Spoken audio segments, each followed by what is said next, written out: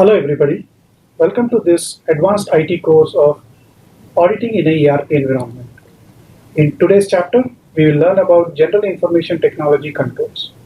My name is Mahesh and I will be your instructor for this session. So let us start understanding what is general IT controls or general information technology controls. At a very high level, GITCs are the policies and procedures related to IT and systems within a company. Like every company has implemented ERPs and systems. And to manage and maintain the systems, certain policies and procedures with respect to the ERP and IT system will be required to be implemented by the company. These policies and procedures are very similar to any other policy procedures which the company has implemented. For example, the HR policy or a purchase policy or any other policy which is required by the company. These policies and procedures are required for the maintenance of integrity and security of data within the ERP system and any other IT system that the company may be using. The general IT controls are also known to be indirect controls or pervasive controls. Indirect because these do not directly impact the business process or the financial statement assertions. Pervasive because these controls are applied across the systems of the company, not specific to any particular system or application. And that is why general IT controls are known as pervasive controls and indirect controls. Now let us recap what are the different types of controls a company could have. There could be automated controls, there could be IT dependent controls, and there could be manual controls. General information technology controls, that is GITCs, are relevant to automated controls and IT dependent controls. GITCs are not generally relevant to the manual controls of a company. Let us understand why. Automated controls means the controls which are embedded into the IT applications or the ERP systems of the company. These could include edit checks, reasonableness checks, date range checks, sequence number checks, mandatory fields, user access controls, and password controls. IT dependent controls are basically manual controls, but which are dependent on certain data or input that is received from the system or an ERP. It could be a report or any other information or data produced by a system which is used in the performing of a manual control. These are termed as IT dependent controls. Manual controls are those controls which do not require the use of IT systems. The business operations or the business transactions are performed manually purely by the employees or individuals in the company without the need to rely on IT systems or data coming from IT systems. Examples of manual controls could include approval of vouchers, approval of purchase orders, performing reconciliations like BRS, authorizing payments, approving credit limits, or even segregation of duties is a type of manual control within a company. So having understood the different types of controls, let us now move on to see why GITCs may be required. There are certain risks within IT systems and ERP systems. Let us look at a few. One is the inaccurate processing of data. That is, data which is going through the systems or ERPs may not be processed accurately or even completely.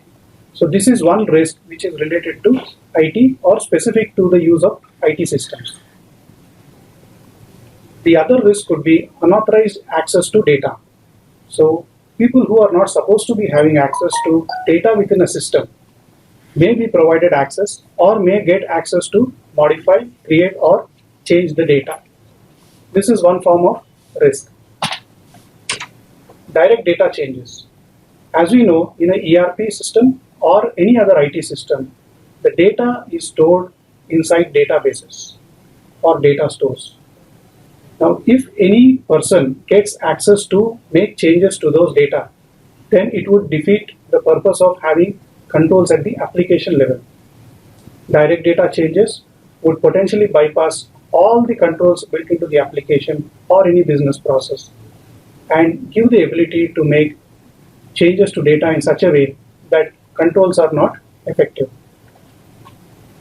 Unauthorized changes to systems or programs. If people have access to make unauthorized changes to the systems or programs, then it could result in wrong processing or incomplete processing of data. And hence, this is one risk which is specific to IT that has to be considered by the auditors. Similarly, there are several other risks which are specific to IT that we need to consider as auditors, and even management needs to consider for the effective running of the IT systems within the company. So, what should be done to protect data or systems from these risks? Certain controls need to be implemented. What are those controls? These controls are typically the General Information Technology Controls, or GITCs as we call them. They are also known as ITGCs or General Computer Controls.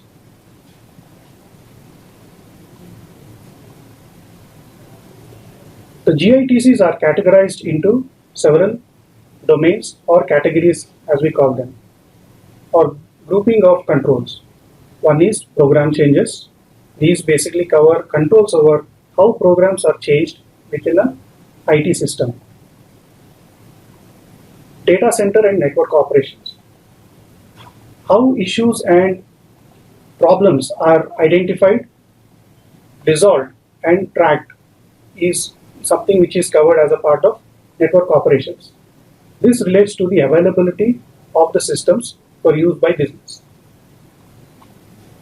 Access security is another category or domain of general IT controls. Within this domain, we look at the various layers of access or security which is provided throughout the IT systems or the IT landscape. The other domain is the system acquisition or system development.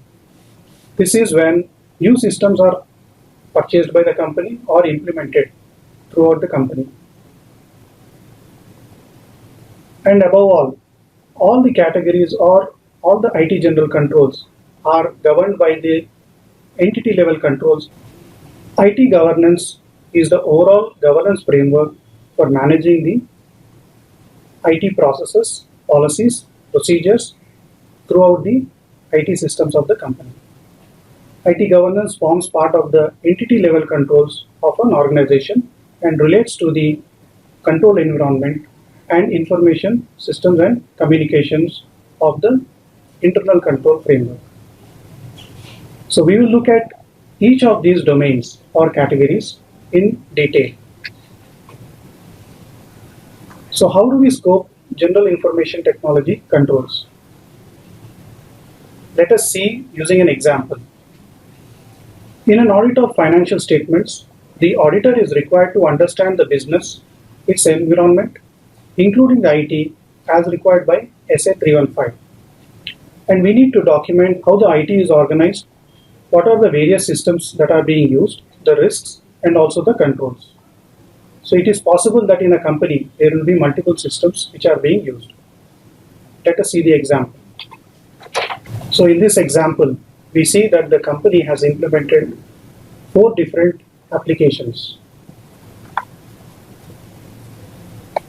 SAP, Master, Ascent, and Budget Key.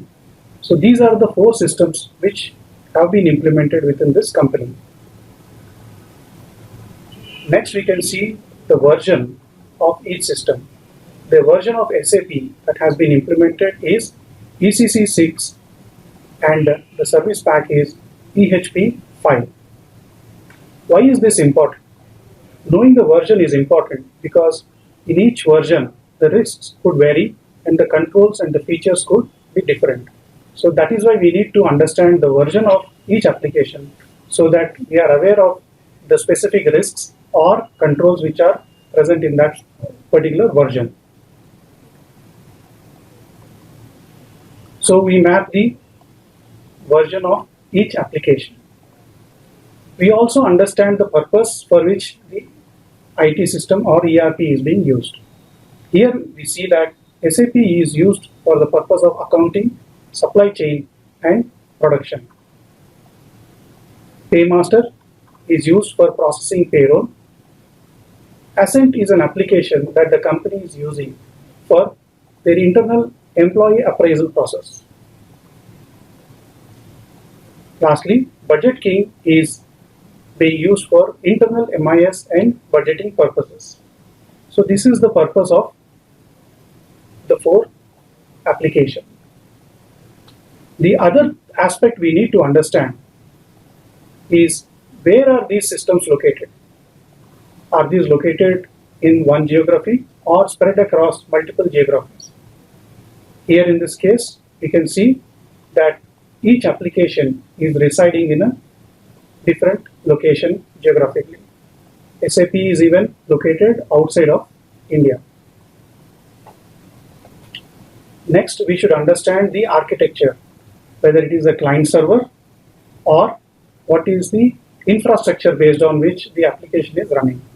Here if we see, the architecture is a client server architecture, and SAP is running on a Unix operating system which is on 5.3 version, and the database used is MS SQL Server 2008.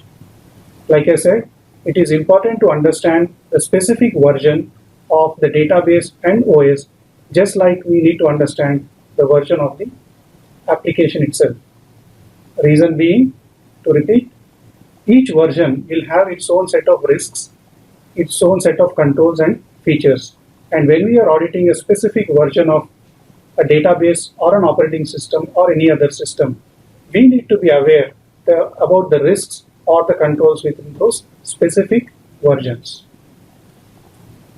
In this case, we see SAP is a client-server architecture and Paymaster is a web-based application. So since it is a web-based application, there is a web server also apart from an operating system and a database. There is also a web server which is involved in this application. Coming to Ascent, we see it is a Lotus Notes based system which is running on Windows platform. So Lotus Notes is a workflow system or an office automation system that is used across the world. Next we see the Budget King is also a web-based application system similar to Paymaster. Another key aspect we need to look at when understanding the IT environment is the various interfaces between each of those systems. Or each of this system could be either running on their own, or it is possible that some kind of data exchange may be happening. In this case, the data from Paymaster is being used by SAP. So there is a certain interface which is moving from Paymaster to SAP. We need to identify this. Similarly, Paymaster has an interface with Accent. So you can see that Accent as the appraisal system where the ratings and the appraisals of employees are decided is feeding data to Paymaster, where the payroll is processed, the bonuses are calculated, the incentives are defined, and all these need to be accounted, which is in the SAP system. So this is how the interfaces are potentially working in this example. And if you see in the last, Budget King does not have any specific interface with other systems. The other aspect we need to consider is whether the system is in-house or purchased. So in-house, we can see these two systems, Accent and Budget King, have been developed within the company in-house. It is possible that the company may have their own IT team who are capable of developing and maintaining ERP system within the organization. We can see that Paymaster and SAP are packaged systems. That is, they have been purchased from an external vendor. The next aspect we need to look at is whether there are any outsourced activities. So if there are certain activities which are outside of the company and which impact the internal processing or the internal controls and the ERP systems of the company, we need to understand as a part of our knowing of IT environment. So in this case, we have identified that payroll is being processed at an external party, which is ADP in this case. ADP is a company which processes payroll for several other companies. And in this example, we see that payroll is being processed by ADP. Next, we need to understand who are the key people in the organization with respect to IT and systems. Typically, it is the CIO or administrators. Now, administrators could be various types of administrators. There could be ERP admins, there could be system admins, database administrators, and web administrators.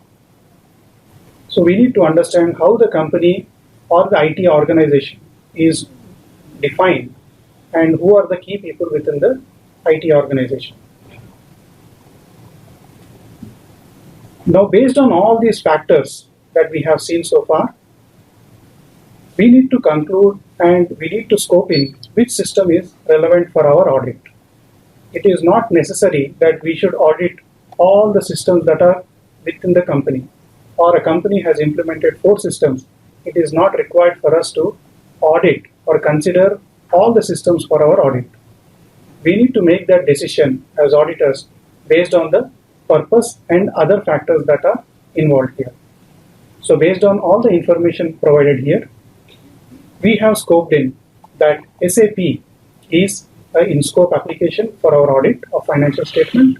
Reason being, it is straightforward. It is using SAP accounting and supply chain and production, which are key processes from an audit point of view. Similarly, payroll is also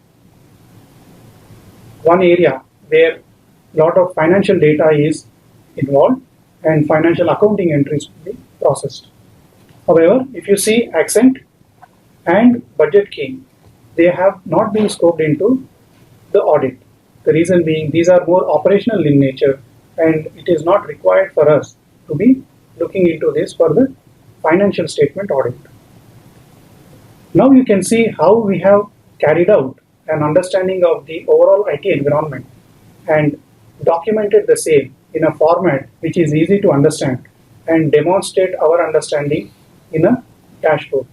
We should also document in more detail the reason for our consideration or not considering a particular system into the scope of our audit.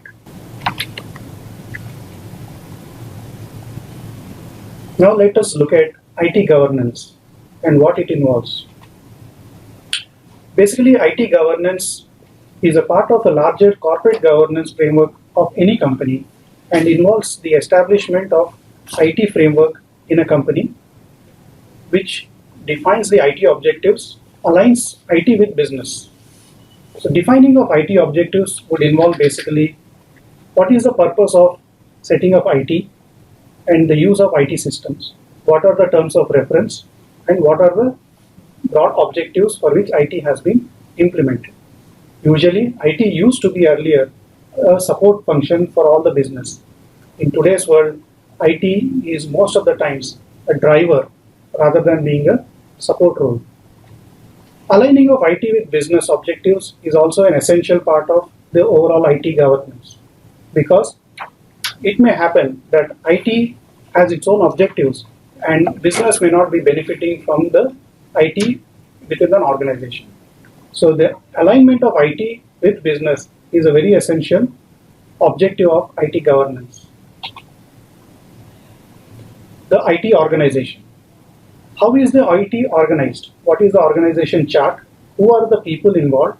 How does the reporting work within the IT organization? This is similar to any other department or function within a company and it has to be owned up and rolled up to the top management. We also understand whether the company has adequate staff and people who are competent are hired and provided training as and when technology changes. What are the roles and responsibilities defined for the staff within IT? What is IT responsible for, and what are the roles and responsibilities for each and every person who is looking after IT? What are the broad policies and procedures which are defined for running the IT through the company? And how is the monitoring of IT service or IT quality and effectiveness monitored by the company from time to time? As we have said, IT governance is part of the larger governance framework of any company. As auditors, when we are looking at the audit of any company, we should look at the entity level controls and the governance framework of the company. Now, there is an internal control framework which is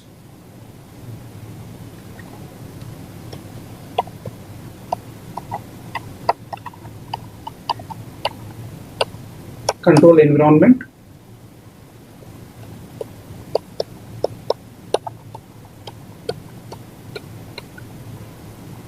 risk assessment,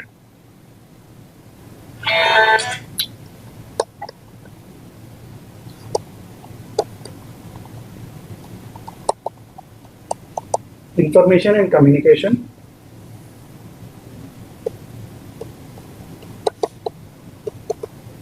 and monitoring. So this is the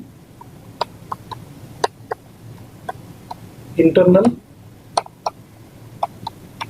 controls framework of a company. Within this internal control framework, there is also one